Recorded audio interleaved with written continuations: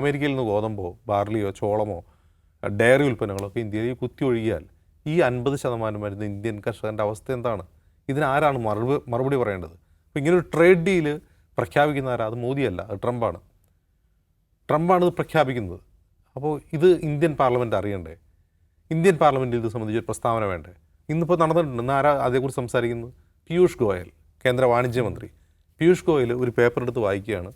ഈ US India trade deal Indian കർഷകർക്ക് ഗുണകരമാണ്. അതെങ്ങനെ ഗുണകരമാകും? എന്താണ് അതിൽ തീരുവ സിസ്റ്റം എങ്ങനെയാണ്? അത് പറയണ്ടേ? അതൊന്നും പറയുന്നില്ല. അപ്പോൾ പിന്നെ ഇന്ത്യൻ MSMEകൾക്ക് വൻ കുതിച്ചുചാട്ടം ഉണ്ടാവും. ഇന്ത്യൻ എക്സ്പോർട്ട് വർദ്ധിക്കും. എങ്ങനെ വർദ്ധിക്കും? കാരണം 2-3% തീരുവയിൽ ഇന്ത്യൻ ഉൽപ്പന്നങ്ങൾ അമേരിക്കയിലേക്ക് ഇറക്കുമതി ചെയ്തുകൊണ്ടിരിക്കുകയാണ് ഇതുവരെ. അത് മോദിക്ക് മുമ്പും അങ്ങനെ തന്നെയായിരുന്നു, മോദിക്ക് ശേഷവും അങ്ങനെയായിരുന്നു. ഇപ്പോൾ എന്താ സംഭവിച്ചിരിക്കുന്നത്? ഇപ്പോൾ 18% തീരുവയാണ് ഇന്ത്യൻ ഉൽപ്പന്നങ്ങൾക്ക്. അത് തീരുവ ഉയർത്തിയിരിക്കുന്നു. യഥാർത്ഥത്തിൽ തീരുവ കുറച്ചു എന്നാണ് ഇവിടെ പ്രചാരണം. യഥാർത്ഥത്തിൽ എന്താണ് സംഭവിക്കുന്നത്? 2-3% തീരുവയിൽ ഇന്ത്യൻ ഉൽപ്പന്നങ്ങൾ അമേരിക്കയിൽ കയറ്റുമതി ചെയ്തിരുന്നു. ഇന്ത്യയിൽ നിന്ന് ഏറ്റവും കൂടുതൽ ഉൽപ്പന്നങ്ങൾ കയറ്റുമതി ചെയ്യുന്ന രാജ്യമായിരുന്നു അമേരിക്ക. അവിടെ എന്താ സംഭവിച്ചത്? ട്രംപ് വന്നിട്ട് ടാക്സ് ഉയർത്തി, 50% വരെ ടാക്സ് ഉയർത്തി. എന്നിട്ട് ഈ 2-3% ഉണ്ടായിരുന്നു ഇപ്പോൾ ട്രേഡ് ഡീലിൻ്റെ ഭാഗമായി 18% ആക്കി ഫിക്സ് ചെയ്തിരിക്കുന്നു. ഇത് ലാഭമോ നഷ്ടമോ? എങ്ങനെയാണ് ഇന്ത്യൻ ഉൽപ്പന്നങ്ങൾ കൂടുതലായിട്ട് അവിടെ ഇറക്കുമതി ചെയ്യുക? അപ്പോൾ ഇപ്പോൾ MSMEകൾക്ക് വൻ പ്രോത്സാഹനം ഉണ്ടാവും, ഉൽപ്പാദിപ്പിക്കുന്നതാണ് പറയുന്നത്. എന്താണ് കയറ്റി അയക്കാൻ പോകുന്നത്?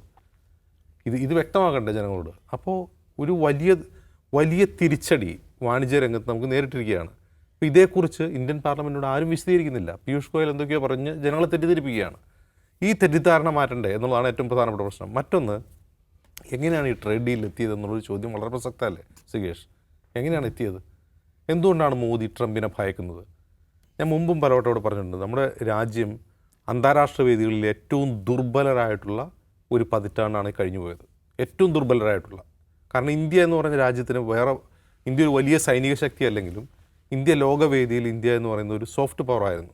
അതിൻ്റെ നിലപാടുകൾ കൊണ്ടും ഇത്ര വലിയൊരു ജനാധിപത്യ രാജ്യം എന്നുള്ളത് കൊണ്ടും അന്താരാഷ്ട്ര വേദികൾ, പ്രത്യേകിച്ച് അമേരിക്കയിലാകട്ടെ, ഇന്ത്യൻ പ്രധാനമന്ത്രിമാർക്ക് ലഭിച്ചിരുന്ന ബഹുമാനം, മൻമോഹൻ സിംഗിനെ മറ്റ് ലോക നേതാക്കൾ ബഹുമാനിക്കുന്ന ഒരുപാട് വീഡിയോകൾ നമ്മൾ കണ്ടിട്ടുണ്ട്. ആ ബഹുമാനം ഇവിടെ കിട്ടുന്നില്ല.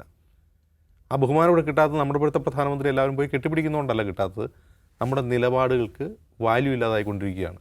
നമ്മളെ എളുപ്പത്തിൽ ഭീഷണിപ്പെടുത്താനും നമ്മുടെ കൈ പിടിച്ചു തിരിക്കാനും അമേരിക്ക പോലുള്ള ലോകരാജ്യങ്ങൾക്ക് കഴിയുന്നു എന്നുള്ളതാണ് പ്രധാനം.